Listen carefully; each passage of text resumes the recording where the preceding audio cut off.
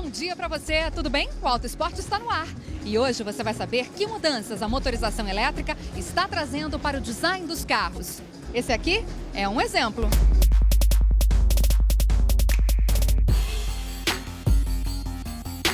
Quantos motores você já viu num carro? Esse tem 5, 1 a combustão e 4 elétricos. O efeito da chuva ácida em cima do seu carro. Primeiro é o verniz da lataria e no vidro também não é um verniz, tá certo? Mas é uma marca no próprio vidro. White Touch. Basta olhar para o cofre do motor destes carros para entender do que se trata esse tipo de customização. E as novidades do São Paulo Boat Show. E antes de falarmos sobre o Salão de Frankfurt, um assunto que você precisa ficar por dentro para não perder dinheiro com cambagem. O Israel tem o carro há 3 anos e quando ele trocou os pneus pela última vez... Quando foi fazer o alinhamento, ele me falou, ó, não tem como fazer o alinhamento. Por quê? Ele me explicou que seria cambagem. Foi fazer alinhamento e te ofereceram cambagem. Se você aceitou, pode ter caído numa furada. Quer ver por quê? Ele gastou R$ 140 no serviço e na hora que a gente olha o resultado... Qual é o diagnóstico aí do carro de Israel? Temos aqui na tela do sistema câmber fora, principalmente do lado direito. O problema acontece por falta de informação. Só 1% dos carros produzidos no Brasil nos últimos 5 anos permite um serviço de cambagem. E mesmo nos antigos, é raro o veículo ter essa regulagem. Esse aqui tem. Já no caso do carro do Israel, forçaram a mão e não resolveram o problema. Tem batente de amortecedor folgada. O que te parece essa história da pessoa cobrar uma regulagem de cambagem de câmber quando o carro não tem essa regulagem? Não pode ser feito. Se tem cambagem no veículo, está fora, tem alguma coisa errada. Analise, troque a peça, solucione. E aí sim, os valores estarão dentro do padrão. A troca da peça saiu por R$ 70, metade do valor da cambagem que ele pagou e nem foi feita. Então, ouviu falar em cambagem? Se liga! Para você entender, no alinhamento se regula 3 itens, ok? A divergência, pneus apontados para fora, convergência, pneus apontados para dentro. Tem também o caster, é quando o eixo se desloca e aí elas deixam de ficar paralelas, uma adiantada e a outra atrasada. E a polêmica do camber. Aqui ele está positivo, aqui negativo. Isso aqui acontece quando a suspensão do carro já está cansada. Esse cansaço pode vir de uma pancada mais forte. Olha só por onde passamos com esse carro. E ele nem desalinhou. Quer dizer, para alterar o ângulo de câmber, algumas peças podem estar bem judiadas, como esse outro modelo. O que é que tem que trocar aqui para resolver? O amortecedor e a mola. A mola está cansada já, o carro já perdeu altura, isso altera muito o ângulo de câmber. E também o amortecedor está com uma folga tremenda na haste. Trocou isso aqui e resolveu a cambagem da roda. De forma definitiva. Agora, não é bem isso que o pessoal anda aprontando por aí, né? Não é. Vem aqui que eu vou te mostrar. Essa aqui é a famosa ferramenta hidráulica de cambagem. Repara, ela está prendendo aqui do lado de fora, aqui, no cubo da roda e também está fixada no amortecedor. Ela é utilizada para tracionar e trazer de volta a peça. Vai entortar. Bom, aqui primeiro é aço fundido, quer dizer, não vai entortar. Vai acabar danificando tudo a base aqui do amortecedor, é isso? Bom, vai danificar o amortecedor, o cubo pode empenar. O rolamento. O rolamento pode estourar. A gente foi confirmar essa história num fabricante de autopeças. Do ponto de vista técnico, acredito que nenhum fabricante de sistemas ou veículos estabelece isso como um procedimento técnico. Qual o perigo de você sair com um carro com esse ajuste que é feito através desse sistema? Se foi deformado, por exemplo, esse conjunto, vai ter que ser trocado. A Alexia passou por uma situação parecida com a do Israel. Foi dar uma geral no carro e aí sugeriram a tal cambagem. Eu até perguntei o que seria essa cambagem. Ele falou que era algo necessário para não ferrar o resto que ele tinha feito. A troca dos freios, o rodízio dos pneus. E aí eu precisei fazer. Eu tenho uma notícia para te dar. Seu carro não tem regulagem de cambagem. Ai, eu não acredito.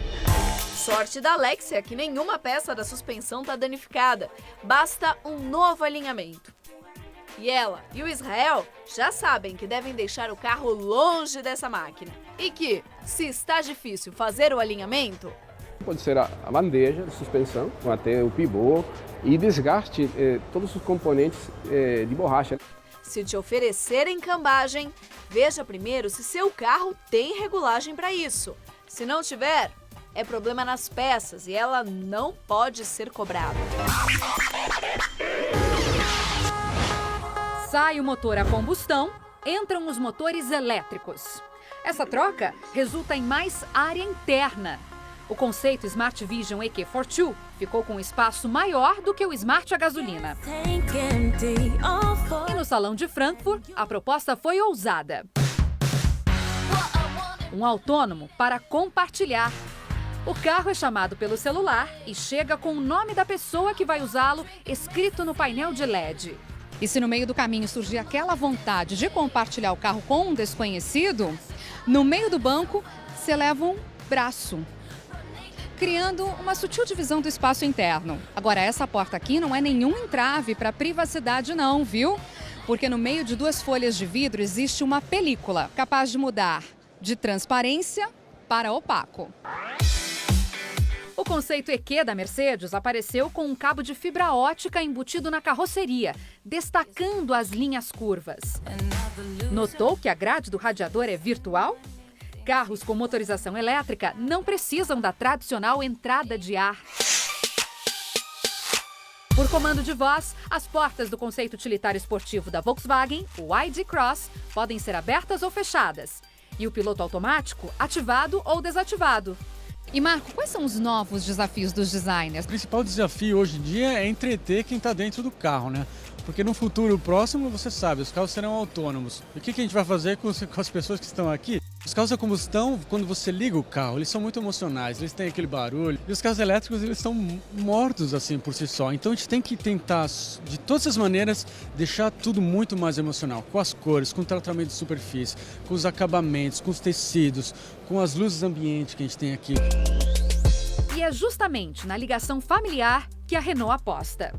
O Symbiote tem acabamentos com o mesmo visual residencial. Esse conceito esbanja tanto acolhimento. As portas abrem para lados opostos, parte do teto se levanta, tudo para facilitar ao máximo a entrada e saída das pessoas. Reparou que eu falei pessoas? Não falei ocupantes nem passageiros? É que a ideia principal desse carro é torná-lo tão aconchegante quanto uma casa. A gente tem que retrabalhar com toda a proporção geral do carro. A gente não tem mais nada aqui no meio para atrapalhar o movimento dos assentos. A gente tem uma solução muito mais limpa, um ambiente muito mais clean. A nossa visão agora de um ambiente interno do carro é que isso como fosse uma extensão da nossa casa. E daqui a pouco... A gente costuma medir o tempo de 0 a 100 km por hora. Aqui é 0 a 200 em 6 segundos. O ID.Tuck. Basta olhar para o motor destes carros para entender esse tipo de customização. E as novidades do São Paulo Boat Show.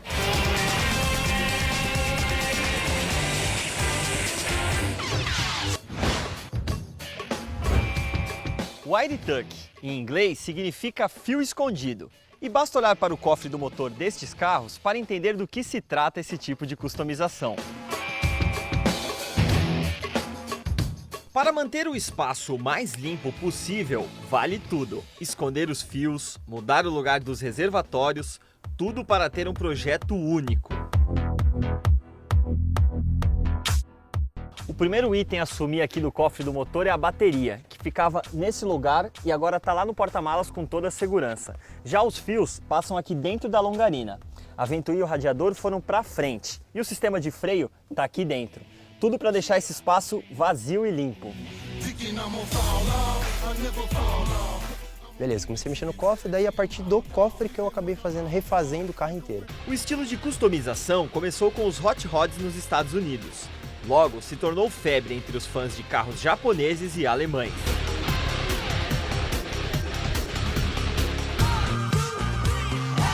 O cuidado em manter todos os itens funcionando é essencial na hora de executar o Wire Tuck. A parte elétrica é a parte mais delicada do processo, assim, porque a gente tem que tomar cuidado, porque muitas vezes mexe com módulos que são caros, que são muito sensíveis, então os sensores são delicados. Tudo isso tem que ter um carinho especial, né, para a gente não queimar nada ou não estragar. Então tem que ficar sempre atento no esquema elétrico do carro. Até porque depois que você entra, bateu na chave, tem que estar tudo funcionando. Ah, tem que estar funcionando, tem que bater a chave e sair andando. O serviço pode custar entre 4 e 20 mil reais, de acordo com o nível exigido. A ideia é essa, você ser uma extensão da parte externa do carro. Então ter uma pintura lisa, limpa. Como é uma peça muito curva, muito cheia de quinas, cantos, essas coisas, a gente tem que se prender muito aos detalhes para deixar bem lisinho, para deixar igual a parte externa do carro. Mesmo sem experiência em mecânica e funilaria, Cassiano resolveu fazer o trabalho inteiro na garagem de casa e levou quase 2 anos para concluir o projeto. Alguns amigos que trabalham com isso me ajudou no que usar, como usar, em que momento usar, quanto tempo deixar secando, qual lixo usar e tudo mais. É praticamente um quebra-cabeças ali, né? Então cada pessoa faz de um jeito. Eu confesso que quebra-cabeça é bem mais fácil de montar, viu? Já o Felipe seguiu a mesma ideia, se juntou a um amigo para fazer um novo cofre para o Civic. A cor amarela combina com as rodas. O que foi mais difícil durante o processo? Foi a parte de fiação. E isso é uma outra coisa que é super importante, e o carro está funcionando como original. Funciona original, o ar-condicionado, eu deixei porque é um carro de dia a dia, né? E o ar-condicionado eu não abro mão. Você acha que o principal do carro tá ali? Ah, eu acho, cara. O nome já diz tudo, né? Cofre. É algo mais ou menos que quando você abre o capô, você tá abrindo um cofre, né? Cheio de joia dentro.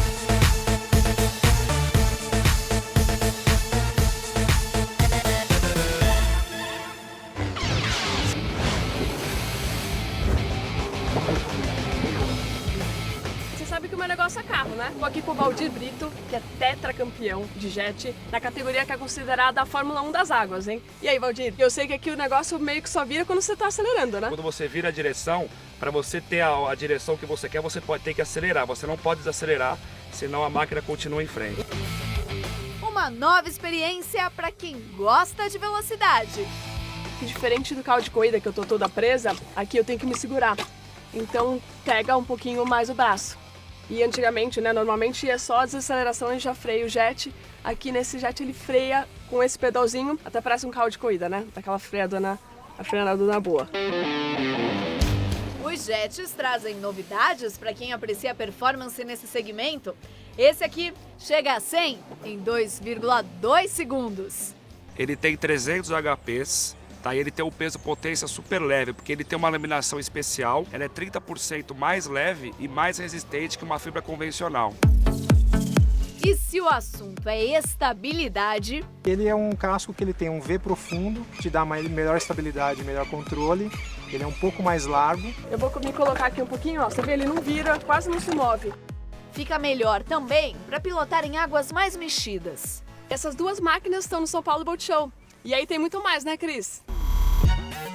Se a gente for falar de inovação e tecnologia, a gente tem que mostrar esse iate aqui, uma das principais atrações do São Paulo Boat Show, porque toda a casaria e área de lazer tem estrutura com fibra de carbono 100% pura. Esse material é o mesmo dos carros de Fórmula 1, muito mais leve. Então, se comparado a um barco do mesmo tamanho, o peso desse aqui é 30% menor.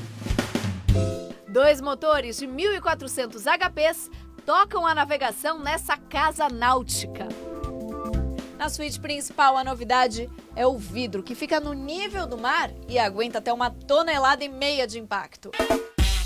Dos iates às embarcações mais acessíveis. É uma lancha de 18 pés, ela é homologada para 7 pessoas. E é econômico? Tranquilo, botando 20 litros ali, tu brinca quase que o dia todo, assim, né? E a proa sextavada aumenta a lancha, porque como não tem aquele bico, dá para ir mais uma pessoa aqui. A planta interna dessa lancha de 18 pés é muito parecida com essa outra, de 20. Também dá para entrar no mundo náutico com uma embarcação que tem um conceito totalmente diferente. Esse aqui não é um bote, é uma lancha? Na verdade, ele é os dois.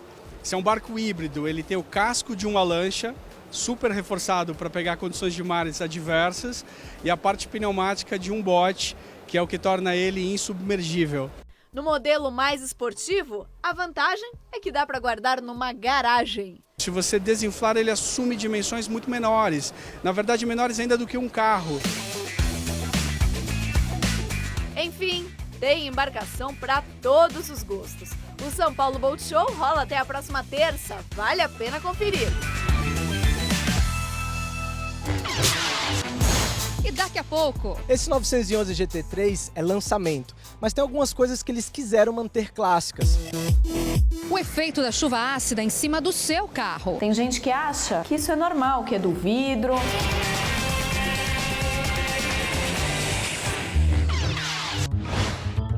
Água da chuva no para-brisa. Sabia que ela pode causar manchas no carro? Falei, nossa, meu vidro tá com defeito. E aí, a Daniele procurou um especialista. E ele falou o quê? Que isso daí se chama chuva ácida. Nunca tinha ouvido falar. A chuva ácida acontece por causa do contato da água com poluentes. O óxido de nitrogênio pode vir da queima de combustível. Tem o óxido de enxofre, do diesel. E ela fica com pH ácido. O pH da água comum, da água potável, vai estar perto do neutro, que é da ordem de pH 7. Em São Paulo, por exemplo, a chuva costuma ter qual pH? pH da ordem de 4 a 5. É uma chuva ácida comum. Depois que a chuva passa, a água evapora e aí é a vez das manchas aparecerem. Ó, aqui dá pra gente ver bem de que mancha a gente tá falando. Tá vendo a diferença da área que passa o limpador de para-brisa da área de fora? Tem gente que acha que isso é normal, que é do vidro, que pode ser gordura, mas não é isso não, né, Ricardo? Não, isso daqui na verdade é uma calcificação. Por que fica essa diferença? É pelo atrito da própria palheta mesmo com o vidro. Está em constante atrito com o para-brisa. Ele não deixa o calcário ficar depositado em cima do vidro. Olha só um teste. Molhamos esse retrovisor com água de pH nível 2, extremamente ácida. Manchou em minutos. A chuva é menos agressiva, mas com a repetição, o estrago pode ser grande. O carro que dorme ao relento, ele vai ficar marcado. O que fica marcado é o próprio verniz. Primeiro é o verniz da lataria e no vidro também não é um verniz, tá certo? Mas é uma marca no próprio vidro. Tem ainda o orvalho da manhã, que é carregado de óxido de enxofre. Veja o resultado do teste feito com uma rosa. A substância química foi aquecida e o gás detonou a flor. No carro, claro, um efeito assim só depois de muitos anos. Mas se seu carro está manchado, tem solução. Para o vidro, existem produtos que removem a calcificação. Só não dá para fazer em casa. É um ácido. E aí, então, tem que usar máscara? O uso obrigatório de EPI. Luva, máscara, óculos, para evitar qualquer problema com o produto. O serviço é rápido, 5 minutinhos. E com diferença bem visível. E o carro fica bonitinho e novo de novo, né? Na lataria, para tirar as manchas é um pouquinho mais demorado, porque é mais complicado também. São 3 etapas de polimento, com produtos diferentes, mais uma camada protetora. O Lucas comprou o carro manchado. Eu achei que era sujeira, na verdade. Eu achei que era só uma lavagem detalhada, alguma coisa. Usar o produto certo, né, para lavar, mas não é. Só lavar não resolve. Agora, analise o antes e o depois. O resultado desse tipo de correção deixou o Lucas e a Daniele bem contentes. E quando chover, lembre-se, a água não vem sozinha.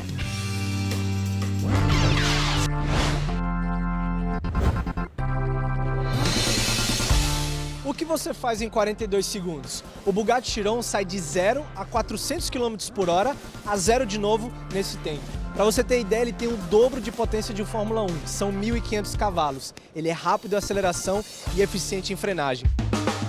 Tudo isso para superar a própria marca. Ele substitui o Veyron, que quebrou o recorde de velocidade máxima, passando dos 430 km por hora. E os engenheiros não param. A corrida agora é para melhorar esse número no ano que vem. Essa é a Lamborghini Aventador S na versão Roadster, que é a sem capota. Mas essa não é a única novidade. Ela tem uma nova central de informações. Vários sensores espalhados pelo carro passam por essa central que controla toda a estabilidade eletronicamente. Parece até um carrinho de autorama, não sai do trilho. Mesmo com 50 quilos a mais por causa dos reforços na carroceria, esse Aventador faz de 0 a 100 km por hora em exatos 3 segundos. E se o problema for dinheiro, a Ferrari tem um novo modelo de entrada, o Portofino, que custa o equivalente a R$750 mil. A substituta da California T foi toda redesenhada e traz inspiração de vários modelos da marca. Com os mesmos números da Ferrari, o BMW, que já foi considerado o sedã mais rápido do mundo, chega à 6ª geração. Essa nova M5 tem um sistema X-Drive, que é uma tração integral. Ela calcula automaticamente se você precisa tração dianteira ou nas 4. Mas se você é um piloto e quer se divertir como eu, só apertar esse botão aqui e jogar toda a tração para a traseira. Com a novidade, o sedanzão baixou o 0 a 100 para 3,4 segundos. O modelo da Porsche vai na contramão da eletrônica. Esse 911 GT3 é lançamento, mas tem algumas coisas que eles quiseram manter clássicas. Câmbio de 6 marchas manual, motor aspirado, diferente das outras versões que são turbo. Esse carro é para quem gosta de sentir na mão, os puristas, que abrem mão de algumas tecnologias. Agora, ninguém foi tão longe como a Mercedes-Benz e a AMG. A gente costuma medir o tempo de 0 a 100 km por hora. Aqui é 0 a 200 em 6 segundos.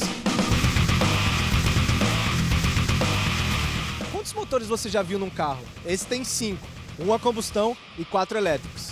Todos quiseram ver de perto como um motor de Fórmula 1 foi parar num carro de rua. How difficult was to come up with this project? O Tobias disse que esse projeto foi um desafio enorme, até porque é um hipercarro, não é nem um super esportivo, né? É um hipercarro. Então foi um projeto que eles realmente tiveram 2 anos para desenvolver e ainda vai demorar mais 2 anos para entregar o primeiro para os clientes da marca. Esse tempo será necessário para adaptar o motorzão às ruas. O maior problema é a durabilidade. Mesmo assim, a cada 50 mil quilômetros, ele terá que ser todo refeito. Serão produzidas 250 unidades e a fila de espera já está formada. E domingo que vem tem mais Auto Esporte para você. Se você gostou desse programa e quer rever uma reportagem, acesse já o Globoplay. Excelente semana. Beijo, tchau, tchau.